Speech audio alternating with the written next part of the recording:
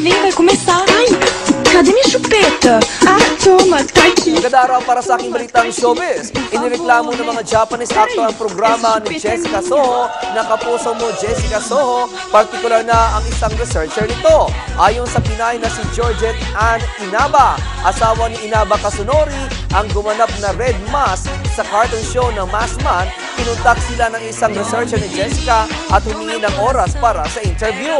Kinontak pa umano nila ang ibang kasamaang aktor ng kanyang asawa kung saan pumayag din umano ang mga ito na magpa-interview ng walang talent fee. Dapat umano ay ngayong araw na, September 2, ang nasabing interview sa mismong restaurant nila. Ngunit wala umano sila natanggap na kumpirmasyon mula sa mga ito. Nang mag-post umano siya sa kanyang Facebook wall, ay saka lamang umano sila dito kinontak para sabihing canceled ang nasabing interview, kung saan sila pa umano ang pinagalitan kung bakit sila nag-post ng gano'n sa Facebook.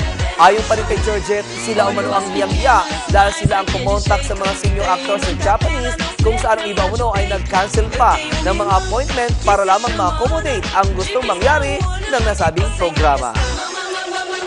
Anyway, bago ako magtapos, maraming salamat muna sa LNC Aesthetic Center, Hair Shop Salon Robinson's Malate, Dental Focus, Vasquez Skin and Body Center, Makeup by Color Collection, Ibana Fragrance, Tupperware Brands Philippines at Tupperware Philippines. At yan aking balita, ako naman si Rocky, ang inyong kaniga sa mundo ng showbiz.